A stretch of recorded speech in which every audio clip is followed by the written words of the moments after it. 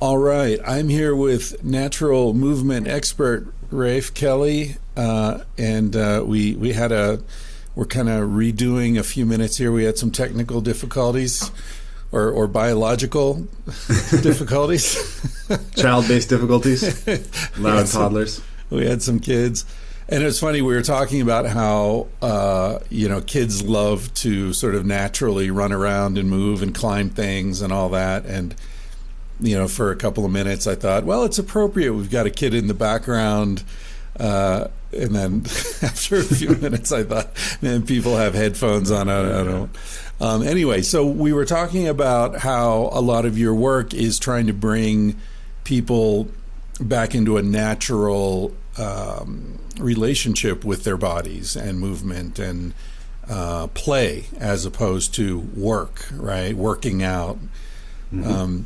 Yeah, that's the word right there, right? Yeah, exactly. Because work, by definition, is doing something you'd rather not be doing, right? And you were talking about how Hunter... Tell the story again about the guy who took his kettlebells to somewhere. Yeah.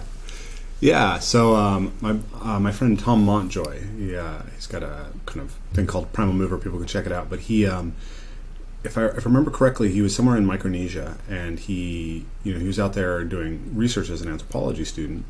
And he took his kettlebells and I think a set of rings, and so he was running and doing kettlebell swings and rings, and the natives just thought it was hilarious. They thought it was the most bizarre thing that they'd ever seen. So as I understand it, in a lot of indigenous languages, there's not really a strong distinction between the word for play and the word for work, right? Physical activity or whatever it is, it tends to be referred to in the same way, and so. The basic idea of evolve, move, play is we evolved to move, and we evolved to be motivated to pursue movement, either through, the necessities of life, which many of us don't have anymore, or through play. And so it seems like this is this rich motivational resource we can use to get people moving again, and kind of solving the problems the fitness industry is failing to solve. And we're really just not respectful of it, or don't understand how deep and how impactful it can be and how powerfully it can motivate people. Yeah, it's interesting how so many things are happening now, and you and I are both part of this in our own ways, of trying to reconnect people with aspects of life that would have been considered standard issue 100 or 500 or 10,000 years ago, right? Mm-hmm. I mean, there's this whole paleo movement in nutrition, in exercise, in sexuality, in politics. I'd like to see more in politics. It could be argued that universal basic income is a return to a hunter-gatherer sort of understanding of equality and egalitarianism. Wim Hof with jumping in cold water, right? Like everybody was jumping in cold water 500 years ago. It's you wanted to take a bath. Yeah, you want to be cold, you jump in the river. If it's winter, well, it's winter. What are you going to do? You're not going to, heat a whole bunch of water. So it's just interesting, or even James Nestor's book about breathing, right? Breathe through your nose. Mm-hmm. Well, people used to know that. You didn't have to be told that. And it's weird. It seems like we need to be taught to do things that everybody used to know how to do. Yeah. Go ahead. So I think, the basic paradigm, I think, is that when we remove some of the kind of normal stimulus that an organism sort of organizes itself in relationship to, that it tends to create some kind of derangement, right? That, one of my favorite sort of insights comes from the hygiene hypothesis, which is basically that the reason that we have a spike in allergies is because of a lack of exposure to dirt. Right? Yeah. We become too clean. So it turns out that your immune system basically has evolved to calibrate itself off of exposure to microbes that are beneficial or not harmful, and some that are harmful but just not too many of them, right? And that when you take that stimulus away, the immune system becomes hyper-reactive and sort of goes haywire. And I think that a lot of our physical systems are the same way, right? I think I believe there's a pain immune system, for instance. Like I think that a lot of people are suffering chronic pain because they actually are not injured frequently enough. Wow, I'd never heard that before. That's really interesting. Is there scientific backing for that, or is this just a hunch you're working on? Yeah, this is more of a hunch. I haven't looked deeply into it, but we do know that most pain, like most back pain, doesn't appear to have any sort of reason that it's happening. Lots of people are suffering chronic pain in our culture. It's not clear why. But if we analogize off of the immune system, right, and literally pain and the immune system are actually very closely aligned. When you suffer a scrape, like a small abrasion or a small cut or a bruise or like a minor sprain of a joint, all of that is information that's being sent to your system, and then that system can learn to calibrate what is actually a signal worth paying attention to. So when I was teaching parkour a few years ago, I had a young man come in who'd been sedentary basically his whole life. He was 13 years old, and he had played video games his whole life. So he finally took an interest in parkour because of Mirror's Edge and things like that. And he sprained his ankle. It was a minor ankle sprain. The next day he was walking just fine. But it was so painful for him that he actually went into shock, right? He developed all his face, blanched, right? He got tunnel vision. We had to sit him down, talk him through everything you do to treat someone with shock.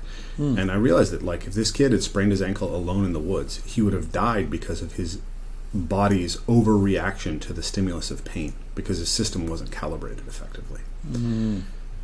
So this is something that I could do more research on, but it's something that this is my hunch, is that people need to experience a certain level of regular exposure to nociceptive signaling in order for their body. Nociception is the primary kind of component of the pain system, because pain is an output of the nervous system, right? You always have nociceptive signaling to your central nervous system. So your body has to decide whether that signal is worth putting into your attention sphere, right? And so when there's no signal coming in all the time, or very, very low level of signal all the time, then any signal gets interpreted potentially as a massive problem. Yeah. Right? And then the system's also weird because once you have pain, you're actually potentiating the neural pathway of pain. And then your body can start reacting to stress by essentially firing that pathway, even though there's no structural damage at the end of that pathway. So there's one of like my, a phantom limb situation or something. Exactly. Yeah. That's fascinating. I've thought about. I love the hygiene hypothesis. I think about. Yeah. I use it as a sort of metaphor for so many different things, but I'd never thought of chronic pain in terms of the hygiene hypothesis. Have you read Sarno's books about back pain? I haven't actually read them. They're on my list. There's many people who I've recommended them to. So I'm. They're all the same. Yeah, I mean, just read one. Sure. There's Mind Over Back Pain. Yeah. There's, I remember, but they're all very thin. Maybe 100 pages, and essentially the argument is, he was an orthopedic surgeon, I think, and he did a lot of surgeries on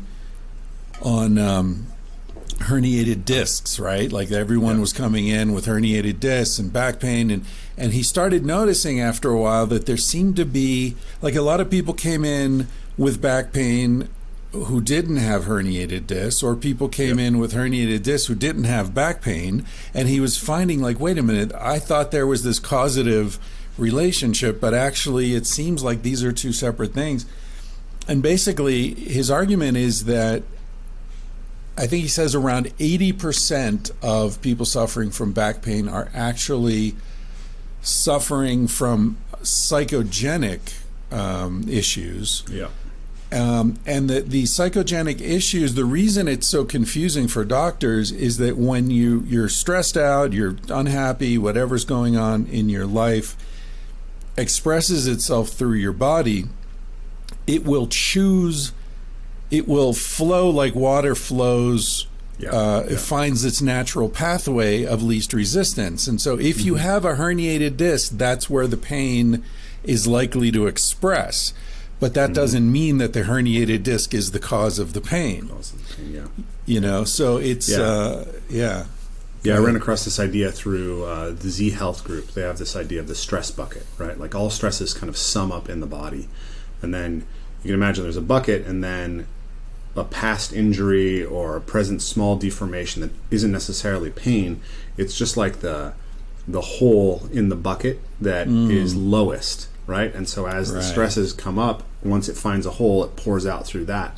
But it's not but the stress is the cause, not the hole.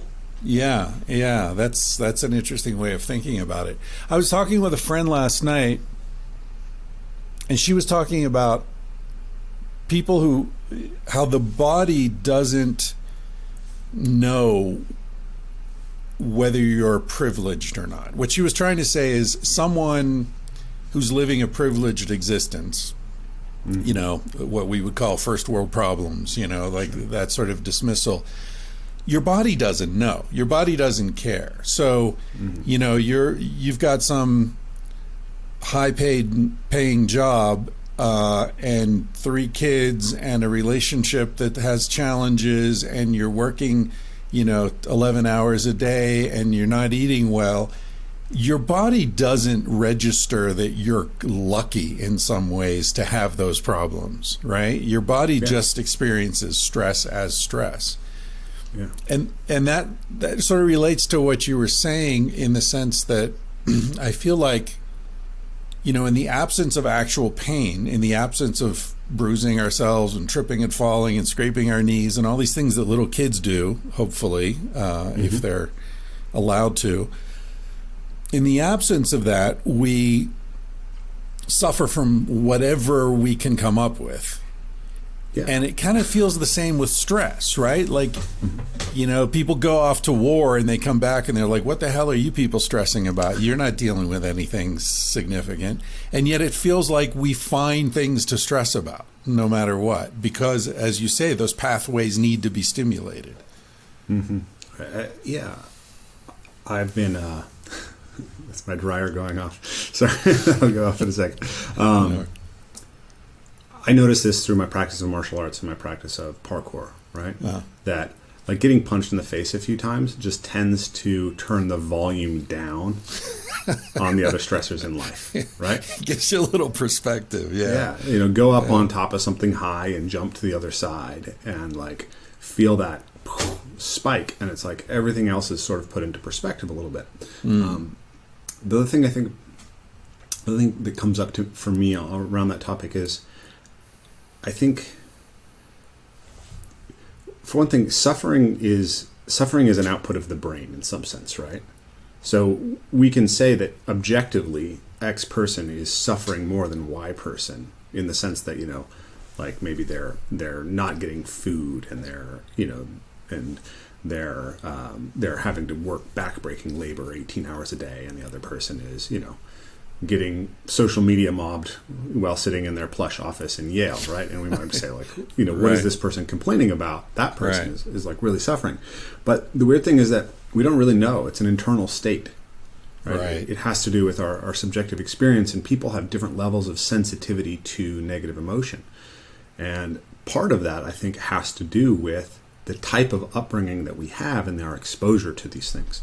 So you've probably read Jonathan Haidt's book, The Coddling of the American Mind. Yeah. Right? One of the theses in there is that so right now, I think a lot about the paradox of the modern world, right? I've been talking about this for, you know, at least 12 years or something like that.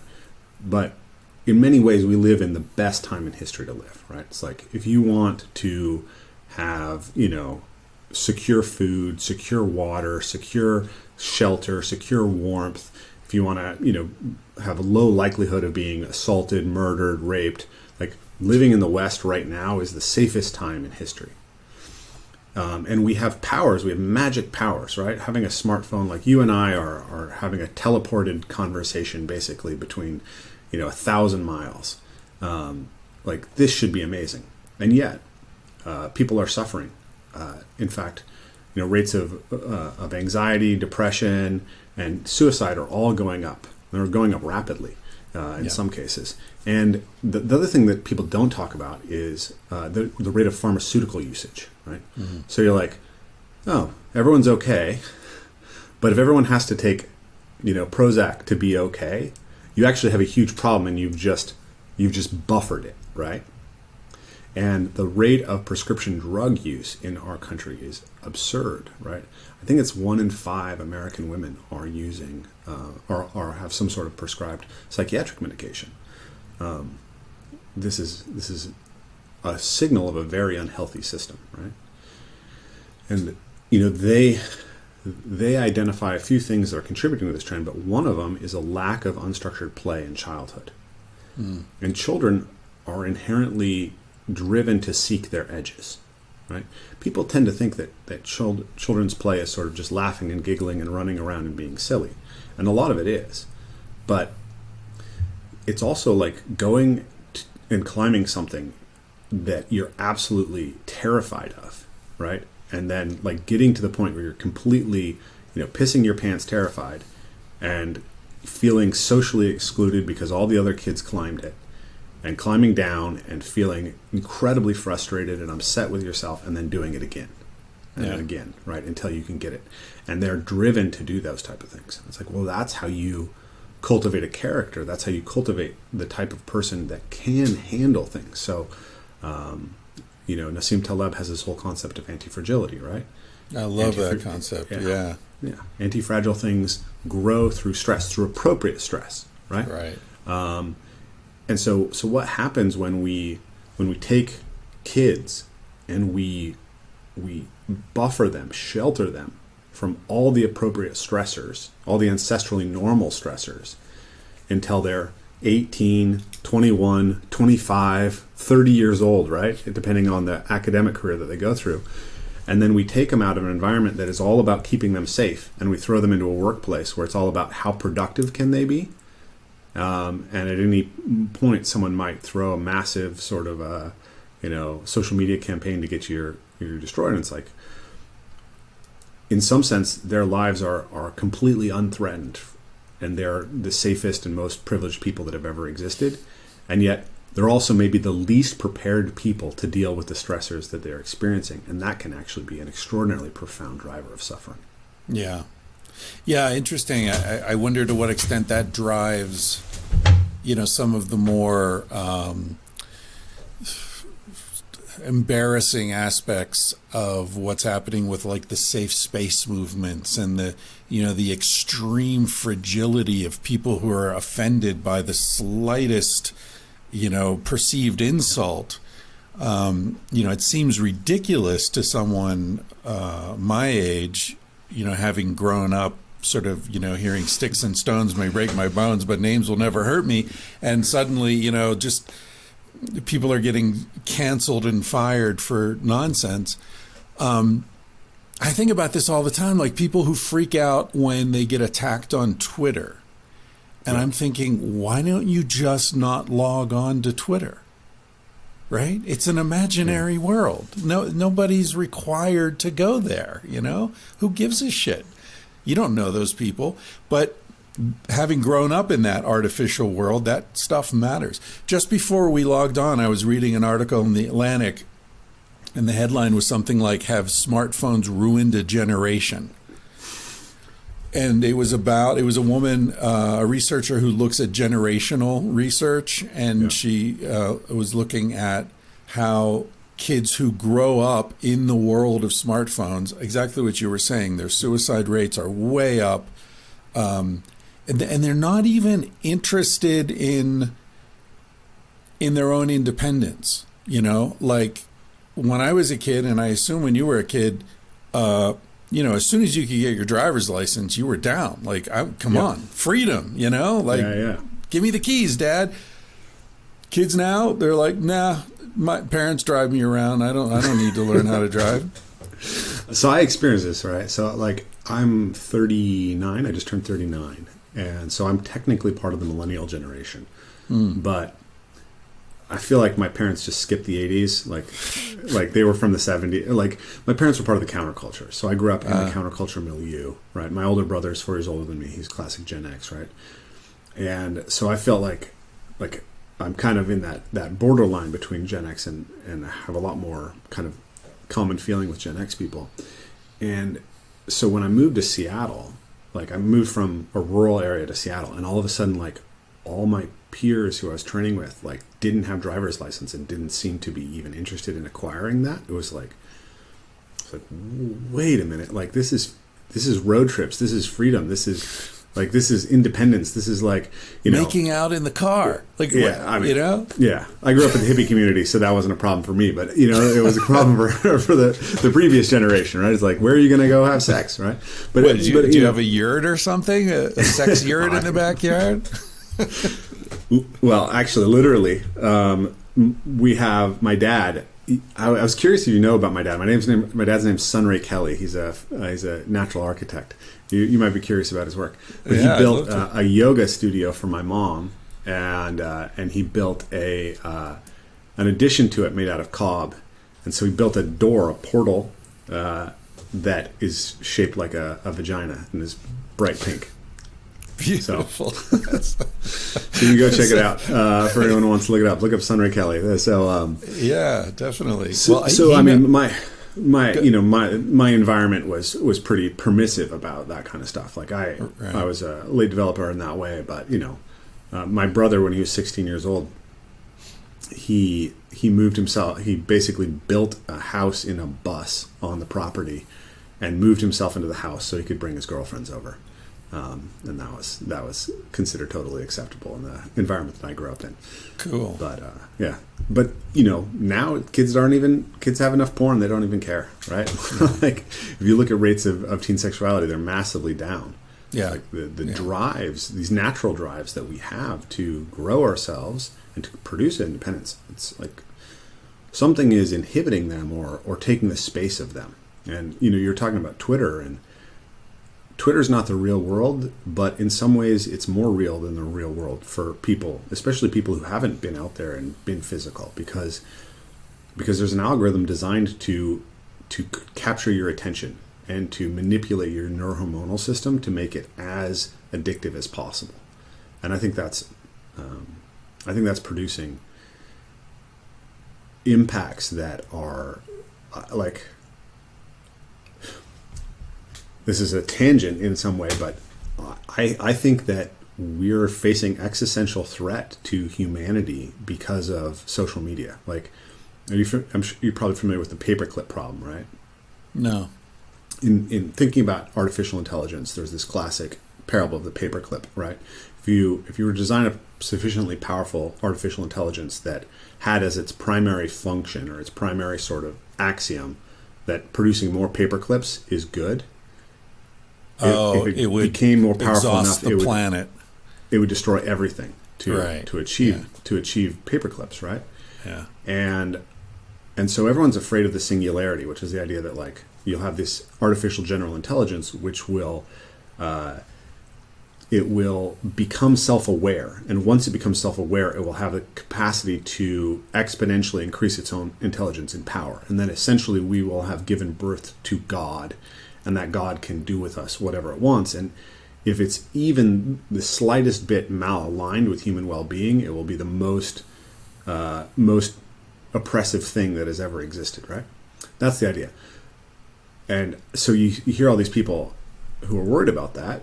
And the reality is, I think that's sort of already happened, right? The algorithms that run Twitter and Facebook and Google and YouTube, they're not artificial general intelligences, but they're so much more sophisticated than we understand. That the thing that we've created is so far outside of our own capacity to understand, and it's a classic malalignment problem. The whole purpose of those algorithms is to increase the time that you spend on those sites. Yeah. And the way to do that is to hook into your neurohormonal reward system and to create an addictive response in the same way that cocaine or heroin or anything else does. And it turns out that the most powerful way to do that is to manipulate the negative emotional aspect of you, because negative emotion is is more powerful than positive emotion. So if I can make you see more things that make you feel self-righteous about your political side and more things that piss you off about the other political side, you're going to spend more time on Twitter, Facebook, YouTube. And so it's producing this. I think it's not the only reason, but I think it's a massive reason why we see this insane polarization of our political spectrum. And not just polarization, it's like the ideas on each side are getting increasingly crazy, right? Like there's mature and intelligent, amazing ideas on the left, and I think so on the right as well. And then there's, right, like words are violence and destroying property is not violence, right? And the entire world is run by lizard men pedophiles who are all hanging out on Epstein's island, and anyone who I disagree with is basically controlled by the lizard men pedophiles, right? Yeah. Like these aren't serious political positions. There's no, but more and more people are sort of falling into being non-player character parroters of these ideas. And I think it's because of the power of social media. Like, we don't realize that when we're on Twitter, we're essentially mainlining cocaine, a cocaine that's designed to control our brain in order to get us to produce stupid politics. Yeah. Well, I agree with you, and I think it goes deeper than social media. I've been arguing for a long time that the same thing you just argued, that it's useless to worry about the singularity because it's already happened. Similarly, it's useless, well, not useless, but it's sort of the timing is wrong to worry about, aliens coming from another planet or something and enslaving us, because what's happened is we have created aliens that have already enslaved us, and they're called corporations and religions, institutions. And, we've got corporations that have legal rights of personhood, and yet they can disappear at the stroke of a pen. We talk about, Apple wants this, and Google believes this, and Tesla's trying to do that, as if they're living things, which...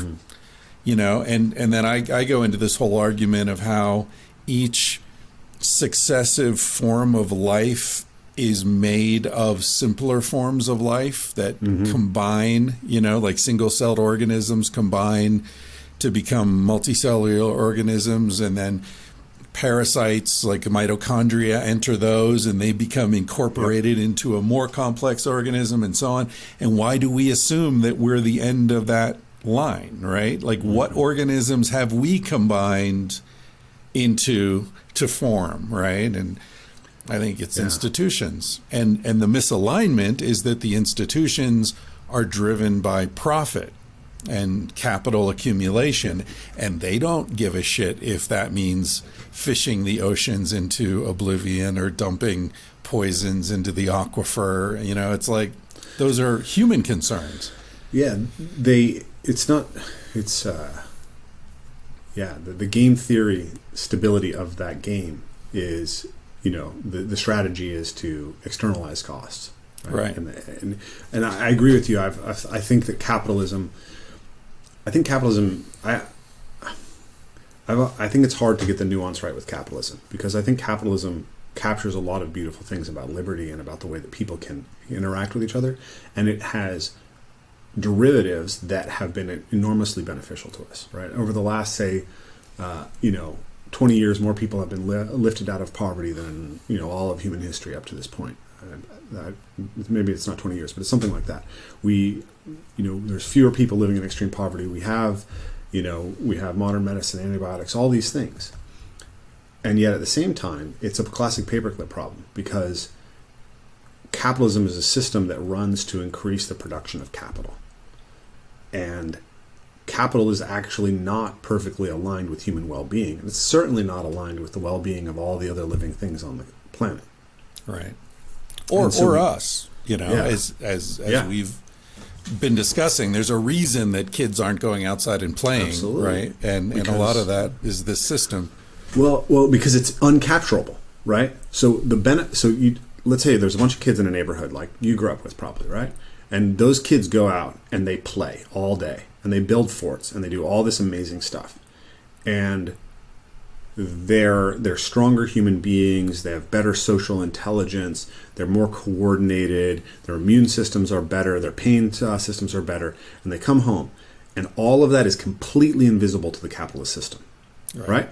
But if they buy Mirror's Edge, if they buy Assassin's Creed and they sit down and play that, now they've become part of the production of capital. And so whether we like it or not, in some sense, the system that we bought into, if we buy into it completely and don't realize that it, I think capitalism is a great subsystem to have in your societal package, but when it becomes the God, it's not very healthy for us. Right. And I think that in lieu of other gods, for many people, capitalism is the God. Like I think that is a lot of classical conservative thought over, say, the last, I would say like mid-century America to, the end of the aughts is like, it's basically, God as capital, right?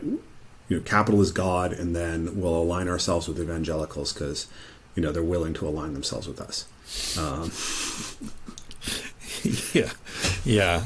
Well, I didn't think we were going to get into a deep political conversation, but we can do that. I'm all over the place. Yeah, we can go back to movement. We can go back to the 100 Forgers, whatever you're interested in. I'd like to go back to your parents a little bit. Tell me more about the way you grew up. Yeah, it's interesting. I was thinking about this conversation because, I don't think you and I are going to be perfectly aligned on politics and on some of the way that we look at sort of the Hunter Forger past. But I think that can be a really interesting dynamic. And I think part of the reason that we might have a sort of difference there is because of the way that I grew up. Because I did grow up in the counterculture, right? So I see you as a critic of Western civilization and what Jordan Hall calls game A, right? And I'm also a critic of game A, but I'm also a big critic of the counterculture because I grew up in it, right? And so my dad was like a bum Russia Republican, hardcore conservative growing up. He was an all-state wrestler, and he, was 3-time MVP of his college football team here in Bellingham. And he got together with some friends, and he went into a field out in the woods and dropped acid. And when he came back, he was not the same human being, right? Rafe Kelley walked into that field, and Sun Ray walked out of that field. And so he stopped eating meat. He stopped playing football, dropped out of his program, started, designing buildings that nobody in the world would design, like total crazy, people who come to the property I grew up on say it looks like, Middle Earth or, Dagobah or something that, what's his name? Who's the guy from Labyrinth? I'm trying to think. Not Jim Henson, the other guy who does all that. Brian Froud, right? Oh, I don't know. Yeah. So anyway, so I got to grow up in that, and then, and my mom had come into that, and there's a whole community of counterculture people who grew up, who kind of came to the Northwest and the Skagit Valley. So we got all our food from the Skagit Valley Food Co-op, and when I was little, we went to the Barter Fair and the Rainbow Gathering and the Oregon Country Fair, like year after year. Right. When I was 6 years old, my parents took me out of school, took me out of first grade, and we toured the country in a bus that my dad had taken a school bus and chopped the back end off and dropped a VW bus on top of it and made a house like a loft out of it. And wow. So we drove around the country in this, and we were going. Eventually, we went to Nevada to be part of a protest against nuclear weapons testing on a Native American reservation. And so my dad was there, covering himself in mud, and so the police wouldn't want to put him in their police cars and walking through. So I grew up in that environment, right. and So I think of myself as like a hippie apostate, right? Like I'm like a Jewish person who grew up in synagogue but doesn't go anymore. Right. And I think that there was a lot of insight in the counterculture and the realization that what kind of Western culture had evolved into at that point was machine-like and deeply unsatisfying, and the role of women was, absurd and totally unsatisfying. And so they sort of like ripped their culture down to the studs and tried to rebuild it. And I think that that freedom allowed a lot of dysfunction to arise. And so there was a lot of brilliance, but there was a lot of horrific behavior, and people excusing their behavior based off of their attempts at spirituality, and a lot of abuse of substances in an unintelligent way. Yeah. And so I grew up and defaulted out of that, and I have short hair and I don't smoke weed, and I'm monogamously married and have been since I was 20, or I've been with my wife since I was 21. But sorry, this is a long rant, but I think this is interesting because I encountered Jordan Peterson. I think a lot of young people my generation who encounter him and the idea that there's something really brilliant about Western culture that we need to understand. That idea really resonated with me. And I was processing that, and I was thinking about that. And then I had this, he has this analogy of like rescuing your father from the underworld. Right? The bones of past civilizations are what we need to build on because otherwise we don't have anything to build off of. But at the other hand, like, you always have to build it new because what's passed down to you comes from the dead. And so I had this idea, okay, I have to recover my father from the underworld. Well, that my father is Western civilization and Christianity. But then I also had this realization that, like, my father's also the counterculture, and my father's my actual father, and his reaction to what happened in the world before him. And so I think that's an interesting place to sort of play with. Is the counterculture happens for a reason, and there's a lot to learn from it. But also, all of Western civilization happened for a reason too. And there's some wisdom to Chesterton's fence, in my opinion. To Chesterton's fence? Fence. Are you familiar with Chesterton's fence? No. You're talking about G.K. Chesterton? Yeah, G.K. Chesterton. No, G.K. Chesterton's famous, conservative philosopher, right? And he said that the basic difference between a liberal and a conservative is that if you walk through, if you're walking through the woods and you see a wall, and you have no idea why the wall is there, the liberal's idea is, well, we should get rid of the wall because it's limiting us, right? And his thing is, well, if you don't know why the wall's there, you don't get to get rid of it yet, right? You have to figure out what its function is before you can take it apart. And so the conservative tendency is to look at the structures that have pre-existed us and see them as holding back the chaotic potential of being. And I think that's true. And then the progressive tendency is to look at the walls that are around us and say, those are oppressing us and limiting us and causing us to be stagnant. And I also think that's true. And it's, wisdom lies in somehow figuring out how we thread that needle. Yeah. I think that in terms of what's happening historically in the United States now, it seems like we may be entering into sort of a reverberation of a counterculture, but having learned from the mistakes of the previous countercultural movement, hopefully. Because I agree with you. I mean, I am not comfortable in large groups of self-proclaimed enlightened hippies. I went to Burning Man once and I left 3 days early because it just seemed like a bunch of ego. I mean, there was some beautiful art there and some inspiring things to see and experience, but the idea of being with 50,000 hippies in a dusty desert, taking psychedelics and playing bad music very, very loudly just doesn't appeal to me. So we might have more common ground than you think. I got to teach at Envision Festival a couple years ago, and it was really interesting because I grew up, at the Oregon Country Fair, and I had a perception of like what that kind of cultural milieu looked like.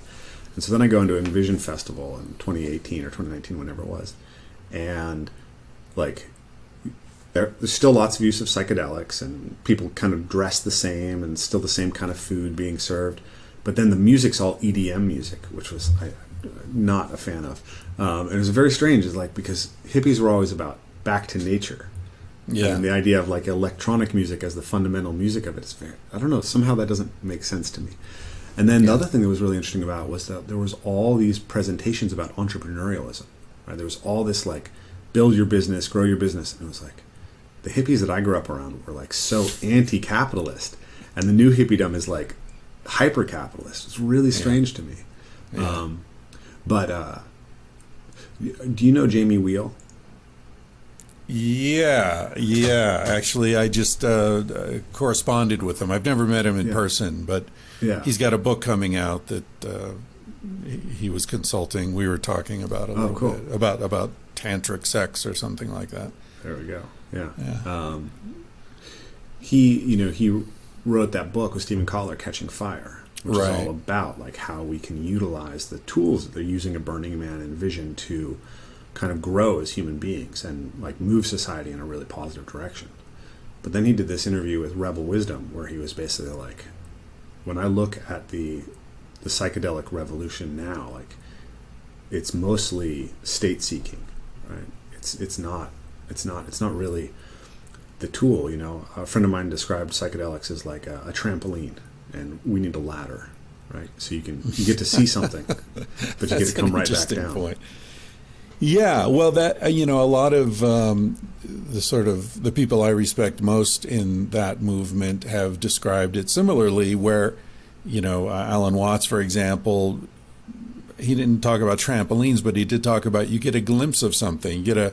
It's kind of like you fly over the mountaintop in an airplane, and then later you go and you climb it. If that's where you want to be, you've seen it. Now you got to do the work to get your ass up there.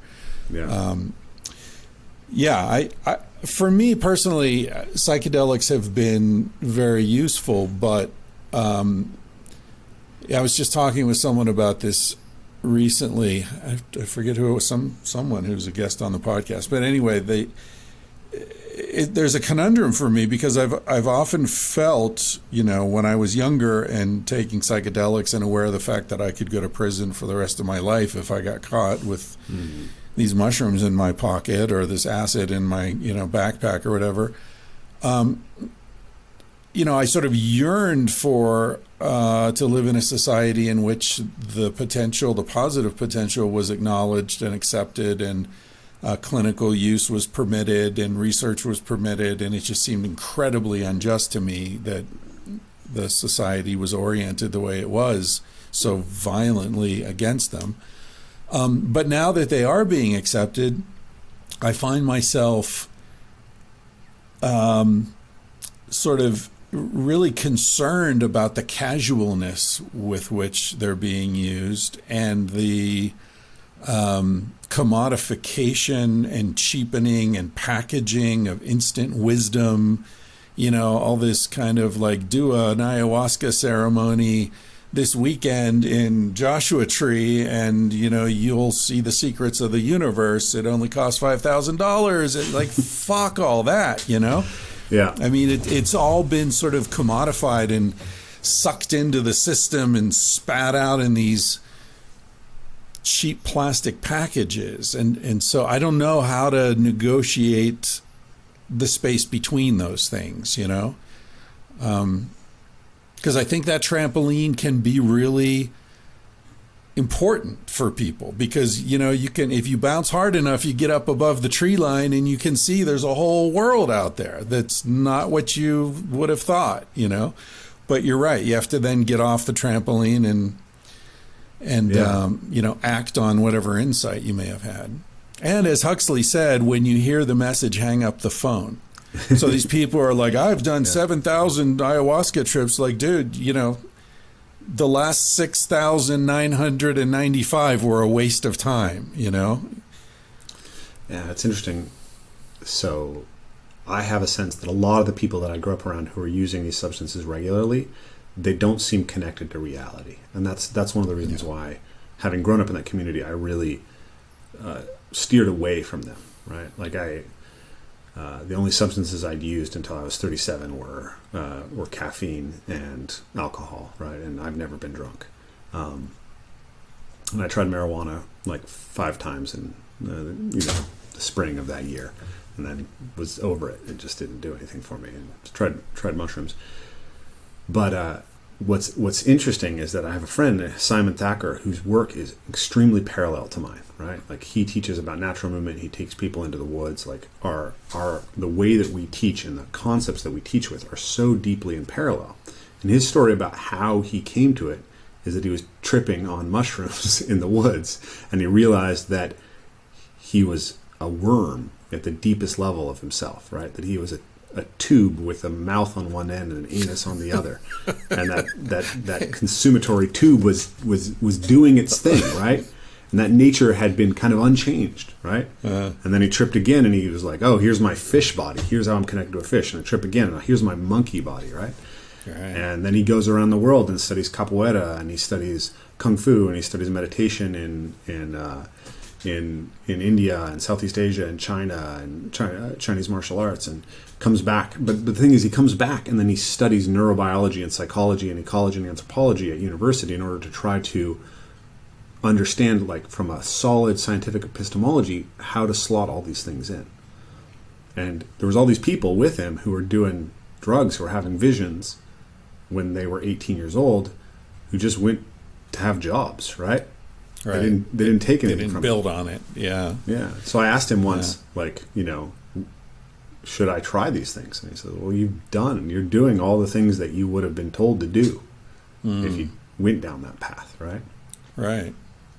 Yeah. Yeah. That's interesting. And it's interesting, like, how you frame yourself as an apostate, and yet there are clearly currents running through your life.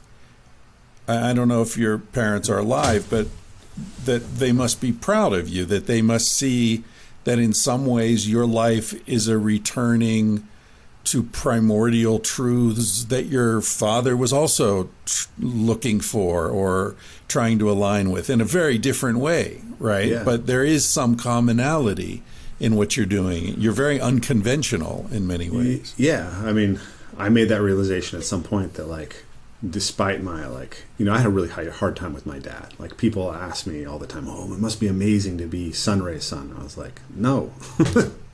Right? He's a shit dad. Like, I love my dad now, and we have a wonderful relationship, and I admire him, and I think his work needs to be forwarded in the world. But as a kid, it was hard, right? And so a lot of my kind of journey was sort of rejecting the identity that I'd grown up with. Like, I'm not into free love. I'm not into drugs. I'm not into this. I'm not into that. And then I started teaching parkour, right? And then I got interested in taking parkour into nature. And then all of a sudden I'm, like, teaching these retreats and taking people into nature, and they're telling me that, like, they're having spiritual experiences from it. I'm like, I don't even know what that word means, so, like, don't put that on me, please. But I was like, wait, this looks a lot like my dad, right? Like, if you look at the way that my dad looks at architecture and the way he puts trees in houses, you're like, oh, well, I grew up to move through trees. There's definitely a commonality there, and I grew up, like I said, counterculture. I became sort of a standard leftist, but, like, secular humanist, hardline atheist, super scientific in my 20s. And then as I entered my 30s, like, there were holes in that, and I went, like, all the way as deep into, like, super right wing as you could get in a lot of ways. And then I encountered Jordan Peterson, and it was like, well, actually, they've got a point. The people who I disagree with have a point, right? and being stuck in either camp is limiting. And then I encountered Ken Wilber and the whole integral philosophy idea, right? And so the ultimate goal here is to be able to transcend the perspective and integrate it, right?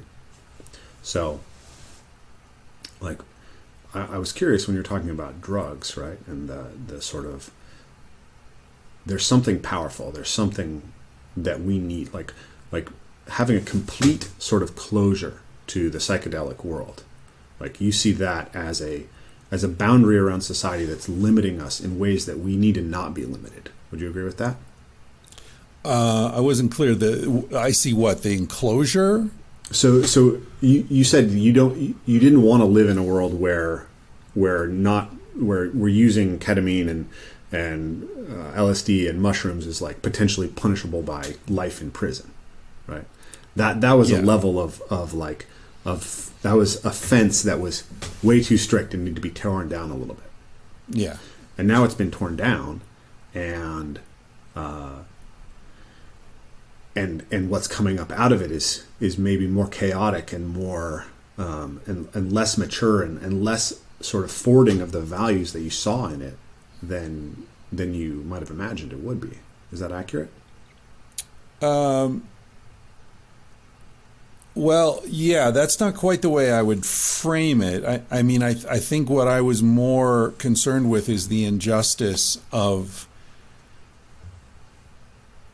or the sort of disconnect between the experience of taking psilocybin mushrooms, which grow naturally, and sitting in a field and going, oh my God, everything's so beautiful.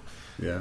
I've never looked at a flower this deeply in my life. I've never experienced color, saturation, like in my cells. You know, I'm so fucking happy to be alive and so grateful for this experience, which is kind of a typical psychedelic experience. And living in a society that says, oh, you did that, you're going to spend the rest of your life in a cage. Yeah. To me, that's like, are you fucking kidding me? You know, and then like you know, I heard you talk about how when you were a kid, you got really interested in anthropology, and you found someone who made his library available to you, and you just started reading all these manuscripts and books about other societies and how other people experience reality. You know, it wasn't long till I realized that every society that had access to these substances saw them as the greatest gift of the gods, including the ancient Greeks, right, with the Eleusinian mysteries. And we see them as a reason to take away someone's life. You know, the penalty, the minimum mandatory sentencing for LSD possession for distribution is higher than second-degree murder in most states. So that's what blew my mind. It's like, how can that be? What are you so afraid of? Yeah. You know, and so that fueled and sort of illuminated a lot of my distrust and skepticism toward Western civilization, because, like, wait a minute, how can an experience that's so benign and beautiful and life-affirming be so criminalized? Why is the state so fucking afraid of this? Yeah. So I think that's what I was, you know, so I was like, the state needs to back the fuck off and let people have these experiences. It's nobody's business what I put into my body, which is sort of a libertarian perspective, I guess, and in that area. But yeah, obviously, you know, part of what I don't like about the Western, you know, the state of Western civilization is that everything gets commodified. Yeah. You know, and desacralized. There's a book called In the Absence of the Sacred that I read years ago, and I just love the title, sticks in my head. It's this, you know, like you were saying, how kids going outside and building forts and playing and running around doesn't feed into capitalism, and capitalism wants everything to be a product and to, you know, involve the exchange of money. And I feel like it does that with the sacred, right? We don't have, we have mega churches now, right? It's like everything's, televangelism. Everything has to become part of the marketplace. Mm-hmm. And that's my disappointment, that I see that happening so much now, especially, in the worlds that you and I sort of move through, the whole sort of biohacker, Silicon Valley, finding new ways, more efficient ways to, optimization, human total optimization, everything's a fucking product. And why can't we just chill the fuck out and enjoy our lives? Why does everything have to be, take it to the max all the time and monetize it? I'm fucking ranting. You got me ranting. That's good. That's good. It means we're into something rich, right? I was listening to your interview with Charles Eisenstein before last night, so that I could kind of get a sense for you as an interviewer. Oh, jeez. that was an interesting choice. That was at Big Sur down at Esalen. Yeah. Oh, there you go. Yeah, nice cultural sort of, center of a lot of these things. Yeah. It's. I think we're wrestling with something similar, which is, or at least the way that I tend to look at it is, I don't think we can get outside of the West and what it's produced and scientific epistemology and all these things. We can't. It delivers too many things that we need, especially if it's a world of 9 billion people. And I'm not as certain as you are that the world that existed before civilization was something that we would really want to go back to. Like, I think there's things about it that we really, really need, and that we need to be in conversation with. So I'm kind of in this place of like, how do we integrate the capitalist system? How do we integrate Christianity? How do we integrate those values and where they really deliver, and then recognize that there are places that they weren't delivering, and there are places that we may in fact be running a, what's the term? Jordan Hall uses it all the time, but basically, or Daniel Schmachtenberger, it's like we're running a strategy that ends in self-destruction, right? Like you can't play a game where your goal is to beat the other guy no matter what the cost when everybody has nuclear weapons. If you keep playing that game, you all die. Have you ever read a book called Finite and Infinite Games? I haven't. It's something I need to read. Like a million people have recommended it to me. I use the concepts, but I haven't gone into it yet. Exactly. It's such a great book, and it's you'll read it in like an hour and a half. It's like little bite-sized chapters of 2 or 3 paragraphs, and each one just takes the concept and fleshes it out a little more. Mm-hmm. But the basic idea is that you can look at almost all human interactions as games, and there are 2 types of games. There's a finite game where you're playing on a demarcated field of play, and who's on which team, and everyone has a position, and it's like American football. It's like somebody's got to win. Mm-hmm. And then infinite games are where the purpose of the game is to keep playing. Yep. So, marriage is an infinite game. You don't want to win. If you win at marriage, you've lost, right? Yeah. Winning a marriage is a divorce. Exactly. It's hard to tell. The set is over, and I got more out of it than you did. That's not a good way to approach it. I win. I'm alone. So anyway, that's. Sorry to interrupt you, but that would be a good book for you to read, because you obviously are already thinking in those terms. Yeah, I mean, the term in game theory, we talk about zero. They talk about zero sum versus positive sum games, right? Right. I've run into these same ideas in lots of different places, right? And like Jaak Panksepp talks a lot. Not Jaak Panksepp, sorry, Jean Piaget, which I encountered through Peterson, right? So Peterson has this idea that when you're playing American football, it's fine to play American football, but you focus on being a good sportsman, because the real game isn't American football. The real game is the meta game across all these games. And the winner of the metagame is the person who plays in such a way that everyone wants to play with them, right? So American football can be the game, and if you think it's the game, then you've missed the point. But if you realize it's a training for the metagame, where you have that iterated state that's replicable across time, then it can be something really powerful, a place to learn from. And so this is one of the places where, I'm coming at this state of like, how do we integrate the value? Like, let's say, there are zero sum elements to capitalism, but capitalism also is super positive sum in a certain way, right? Like everyone's gotten richer, except the natural world. You said that before, and I didn't want to I didn't want to pull you into my swamp intellectually, but those statements are very suspect. Okay. That before you said that more people have been pulled out of poverty in the last 20 years. Okay. A lot of what that is kids who were playing outside building forts are now pulled into the economy.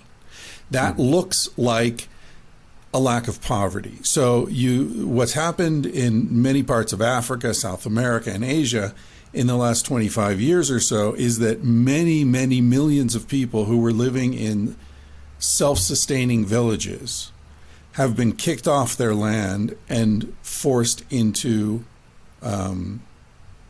the consumerist society. Yeah. So people who were not making any money, who were not paying any taxes, who were not part of the moneyed economy, have been drawn into that economy. And from an economic perspective, it looks like those people were pulled out of poverty. Yeah. But the reality of the situation is they were driven out of villages where they were running around drinking water from the river and climbing trees and having the kind of life that you and I are celebrating in some ways, into urban slums. And from a purely economic perspective, people like Steven Pinker are saying, oh, look, they've all been pulled out of poverty. That's a very limited view of what's happened. So those numbers are suspect at best. No, I think it's a fair point. Like, I think, there's probably some nuance to where that lands. But I think, I don't, my reaction to your point is like, I bet that's true in a lot of ways, right? In your conversation with Charles Eisenstein, you were talking about your experience of Spain, right? Mm. And I recently got to teach a seminar in Andalusia, right? In this, what was the name of the town? I think it was called Fecinas. It was outside of Algeciras, right? And it really struck me because there was this sense of place and authenticity and tradition there that I'd never really experienced anywhere else. And I've traveled quite a bit, but there's something about that particular place that was really unique. And, if you look at economic metrics of how southern Spain is supposedly doing, it looks pretty poor, right? Right. Yeah. But I've been to Barcelona, which is the economic engine of Spain, and I didn't particularly enjoy it, right? Yeah. And I've been to this place, which is a town of 900 people. And what's really interesting about that town is that the town is composed entirely of families who have children who are, basically 30 and under, and people who are 60 and over, right? It's like an entire generation of these people basically defaulted on the life that they'd lived and went to the cities.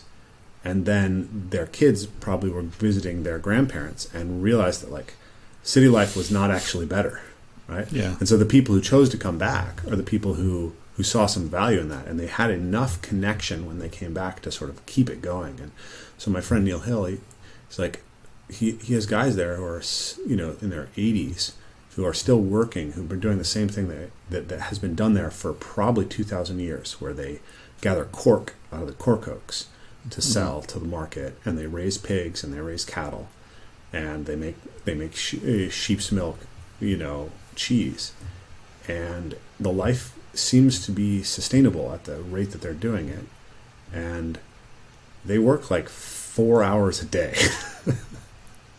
like at least at an office, right? They, the expectation is like arrive at 10, take a long siesta, yeah, kick off for dinner at 6. So I think there's some truth to the idea that there are efficiencies to markets that deliver a lot of things that we want, and then there's also truth to the idea that markets externalize costs to people who are invisible to us, and drive us away from things that are actually often way more pertinent to our well-being than the productions of capital. And that's, we could, you and I could probably geek out about that for a long time, but I think it's an interesting thing to try to sort of.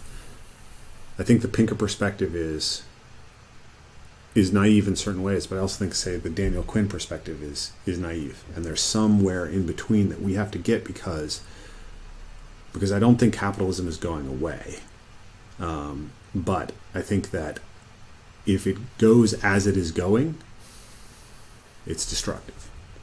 Well, the problem is, as you were saying earlier, for many people, capital takes the place of God, becomes this sort of unquestionable truth. And I think that's what's happened in the United States. Corporations and corporate power have captured political power to the extent where there's really no give and take between collective control of the scene and like in Scandinavian countries, Denmark is a capitalist country. Yeah. But with a lot of governmental control of, keeping everybody on a level playing ground. And they're actually doing much better than the United States is in economic terms. Yeah. So there's a sort of misinformation that only unfettered capitalism can function smoothly. It's not unfettered at all, right? It's fettered to the interests of corporations. Right, exactly. Yeah. There's something you said earlier that I wanted to dig into because it's really interesting to me. I've been reading Spell of the Sensuous by David Abram. Familiar with David Abram? I read that a long time ago. Interesting book.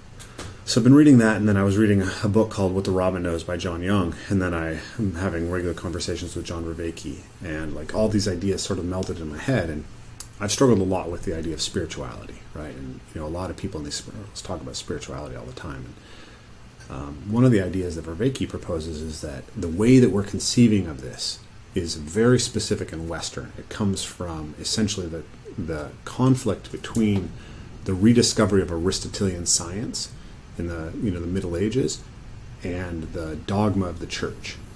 And Thomas Aquinas basically splits the world between the natural and the supernatural, but that's not the way that hunter-foragers view the world. That's not the way that early Christians viewed the world. Right? There wasn't a material world that was fallen and a spiritual world that was true. Right? I mean, there's elements of that go all the way back to Plato and the analogy of the cave, but it really sort of crystallizes there, and then it goes into Descartes and the whole idea of I think therefore I am. The only aspect of existence that is not essentially a mechanical clockwork is human thought. And that's the way that Descartes sort of splits the world. And so a lot of times when people talk about spirituality, they're talking about some sort of causal factor that exists outside of the material world. And then it becomes a way of sort of waving your hand and saying things can be a certain way, the way that I like, right? And the classic one is The Secret, right? Like if you imagine it, you can manifest it. And there's actually truth to The Secret, because when you change the way that you're looking at the world, what you recognize in the world will change, right? The world didn't change, but what you can see in the world changed. Yeah. And but that, The Secret is like that's New Age spirituality to me. It's that commodified capitalist spirituality in a way. And so there's something about that bifurcation that I'm not comfortable with. And I was trying to think about it, but David Abram talks about the idea that we view the world inherently from a sensory perspective animistically. We view the world as filled with causal agents. Right? Everything that we interact with is causal. That's how a hunter-forager views the world. That's how a child views the world. And in some sense, it's how we view the world until we layer on these other things, right? And that's the base perspective. And I was thinking about that, and then I was thinking about John Young in his book describes how essentially the natural world is always giving you information that you can tune into. So the birds are all singing, and the birds' songs are telling you whether there's predators in the area, right? What kind of predator they are, where the predator might be. And so I realized that you can imagine that each bird is like a neuron in a brain. And so there's a big neural net, and that neural net is actually speaking to you, right? Or it is speaking in such a way that you can listen to it. And so then a hunter-forager who says the spirit of the birds, he's actually describing something that's a realistic material thing. There is actually a net intelligence of the birds that's expressing itself in there that you can tune into if you have the right sensitivities. And so when you talked about, Apple, right? It was like, well, Apple is a networked intelligence, right? And it's a networked intelligence that we don't understand precisely. And so that reminded me of like the old Christian idea of like powers and principalities. Like we think that we exist in this world, as say a bunch of just solely human agents, but there are actually powers and principalities above us that are, intelligences that are operating. That's an interesting way to think about spirituality. And if we don't respect that capacity, perhaps that's very misleading too. So are you saying we should be praying to Apple? Is that what it is? I don't know if prayer is the right way to communicate with the God of Apple, but I do think that Apple is like a god, right? Yeah. It is like a spirit that exists within our world that has extraordinary power. Yeah, and is intangible, right? Yeah. You can't like shoot Apple, right? You can't assassinate Apple. It can't happen. Yeah, invisible and yet omnipresent at the same time. And governs our lives. Yeah. So, dude, this has been really interesting. I thought I was going to be spending an hour talking about squats and slack lines and climbing trees, not Aristotle and alternative architecture. This is very surpurprising. I've enjoyed this. Thank you. Thank you. I've enjoyed this too. I'd like to hang out sometime. Maybe. Yeah, absolutely. Roll through Bellingham in the van. I live in a van half the year. Do you know that? I did not know that, but I caught wind of it slightly in preparing for this interview. Yeah, Scarlett Johansson. She must be very attractive. She is. She's beautiful. She's beautiful. Very curvy. Yeah, she's... I spend at least 4 or 5 months every year for the last 5 years maybe.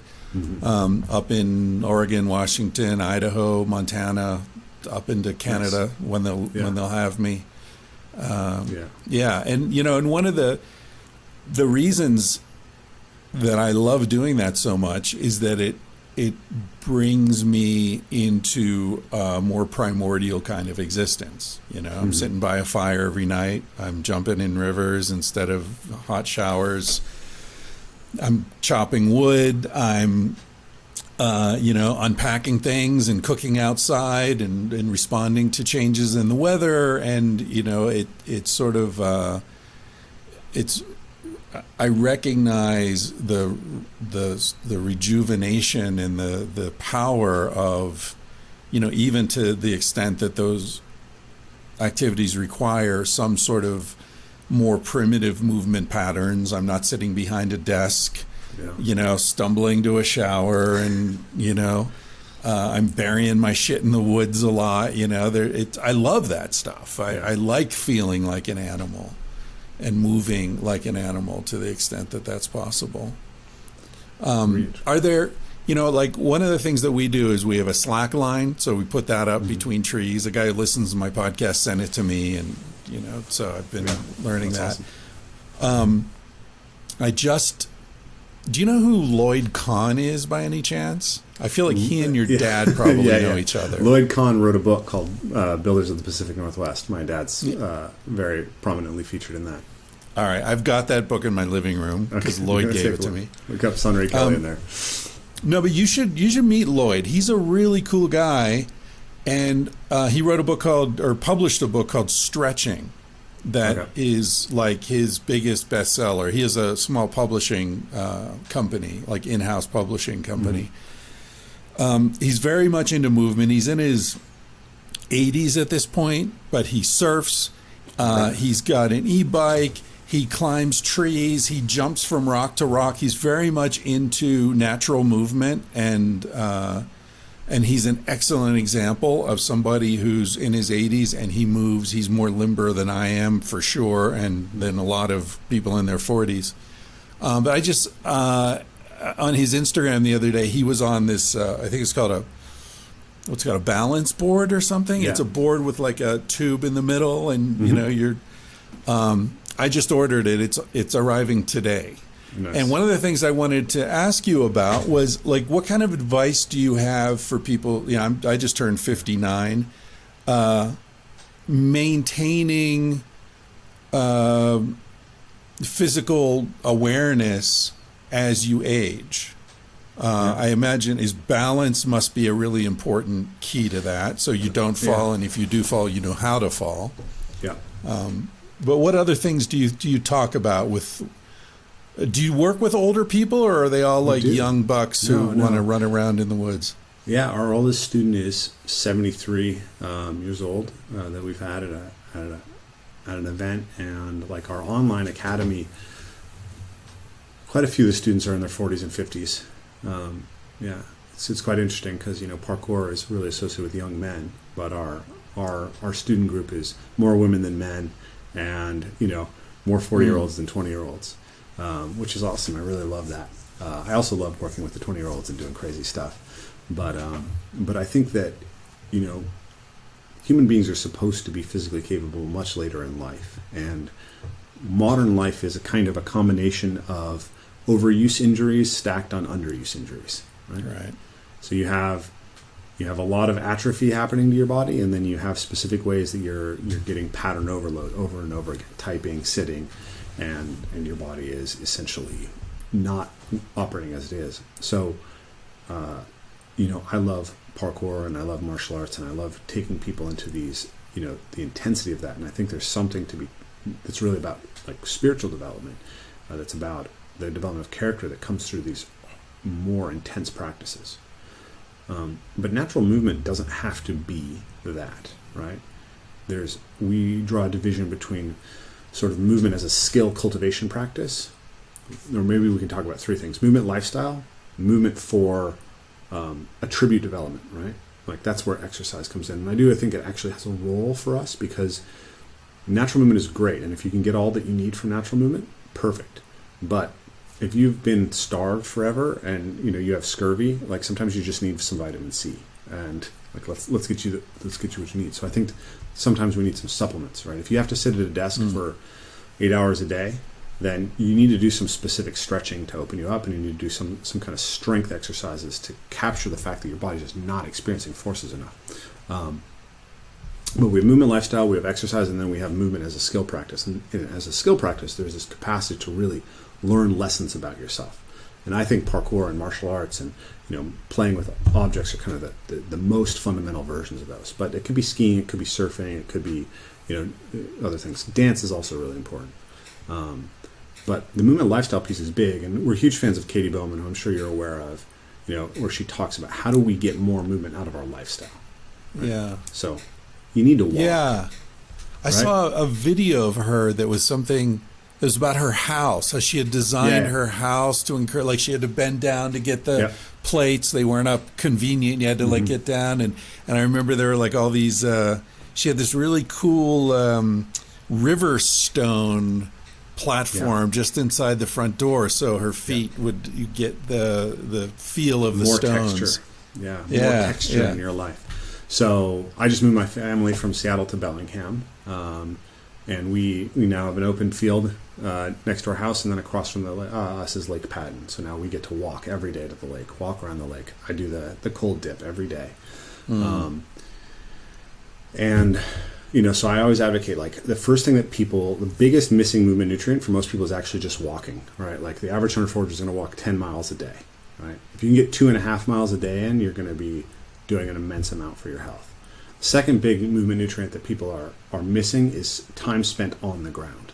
You need to be getting your butt down on the ground and getting up off the ground regularly and moving through a lot of positions.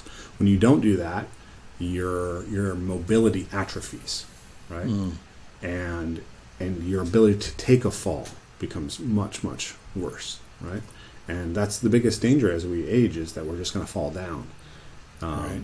And then, weightlifting and parkour and jumping, stuff like that, that loads the bones so that the bones are strong, so that you don't, like a lot of people get osteoporosis because they're not loading their body, right? Like we talked earlier about the idea that forces moving through your body are nutrients in the same way that chemicals entering your body are. And your body can't form itself correctly without the right forces moving through it. So it used to be that the big reason you have osteoporosis is lack of calcium. The bigger reason people have osteoporosis now is lack of bone loading. Right. So you need to go, play some sports, do something that really loads your bones. And then I think tree climbing is brilliant. Every little kid loves it, and it's been part of our biological heritage for 90 million years, and it's why we have grasping hands and binocular vision and shoulders that have all this range of motion and upright chests. And now the best research indicates that even vertical posture and bipedal walking evolved first to walk us down tree branches. So there's a reason that every kid wants to do it. So if you can find trees that are great and you want to climb them, that's good. But some kind of climbing activity, whether it's rock climbing, my friend Cliff Harsky has fit wall, right? Like, get your body suspended from things and move around. And it's inherently, deeply, intrinsically motivating, right? There's a reason why rock wall gyms are so popular. But I love rock walls and, going to them. But the thing that's weird to me is it's like, well, you didn't evolve to climb rocks mostly. You evolved to climb trees. And there are trees all over the place. And people pay $15 to go into a rock climbing gym. It's like, that's great. And if there's community there, it's awesome. But like, maybe just climb the tree in your backyard. Yeah. You know who Paul Stamets is? Yeah, he's the mushroom guy. Yeah. Do you ever hear his story about when he climbed the tree in the thunderstorm? No, I have my own story about that, but I'm curious to hear his story.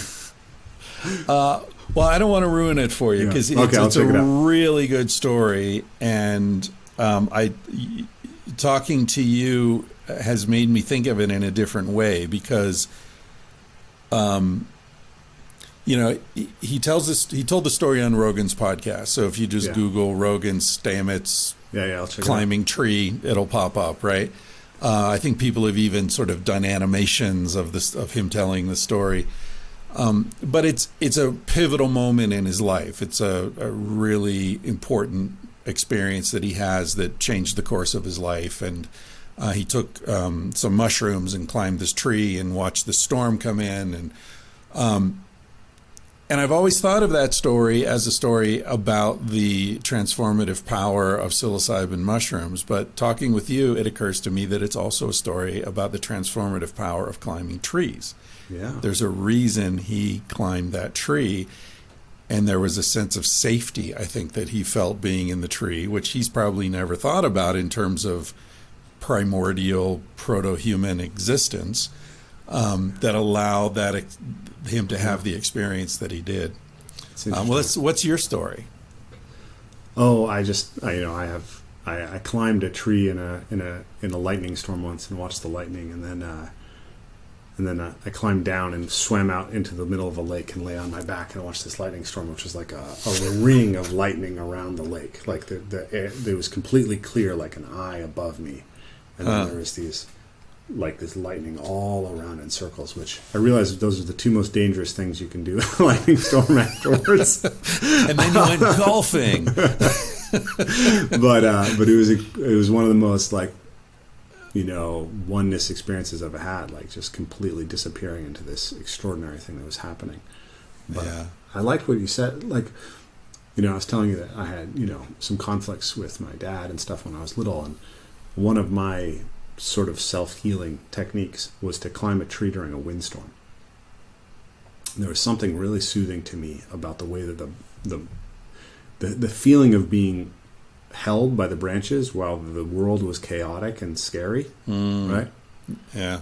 And to just feel like the tree held me, and it was so strong. That's interesting. I never thought about it that way, but yeah, one of our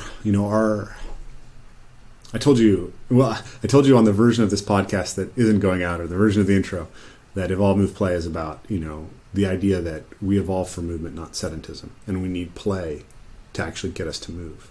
And that's what the name was. But over time, what I've recognized is that fundamentally we're about helping people find meaning in their lives.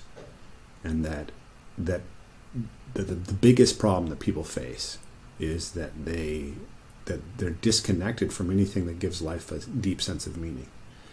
And so then we ask the question, well, what is it that we need to reconnect to? What do we need to reintegrate? How do we need to become humans again? And what we've found through our work is that we forget that we're bodies, and we get disconnected from this. And our culture is so surface oriented that we start to experience our body not as the thing that we're in, but as the way that it's perceived by other people. Like my daughters, right? Or people talk about their looks all the time, and I'm like, that's great. Like, if you're beautiful, you're beautiful, and I'm very happy for you that you're beautiful. But I just don't want your beauty to become more important than your experience of being in your own body. Right? Yeah. So how do we get people to reintegrate to the body? And that'd be a whole nother philosophical genre on Christianity and Nietzsche's critique and the reclamation of the body. But there's something really beautiful there, and movement gives us that. And movement is how we take the embodiment and embed it in the environment, right? Like, we need to be bodies, but we don't only need to be bodies, we need to be bodies that are connected to the world around us, and particularly to the natural world, right? Doing parkour in the city is great, doing skateboarding, whatever, is great, but there's something about soil, there's something about trees, that stuff has been with us for the entirety of our evolution. And when we reconnect to it, it moves us in a certain way. And then we need to reconnect with actually being aware of what's in our own heads, right? Not just processing the monkey mind in here arguing on Twitter, but like actually integrating the different aspects of the self. And then we need to be part of a community. Like, none of this stuff really sort of has the transformative power that it could have until it enters the realm of your relationships and the social world that you live within. My camera just died. Yeah, you're froze up. So I'm back, but what I was, okay. Yeah. Oh, you're back. You're back. So my battery died, but so what we boil down to is we need practices around movement, practices around mindfulness, practices around nature and our connection to it, and practices around community. And when we feed those practices and we find ways that allow us to become more knowledgeable of self, more deeply caring of self, more knowledgeable and more deeply caring of others and of the world, that gives deep meaning to life and allows us to transcend ourselves and jump on the ladder instead of just the trampoline. Right. Beautiful. I'm going to end it there because I can't imagine you saying anything more meaningful or articulate than that. So thank you, Rafe. Yeah, I really enjoyed this. Likewise.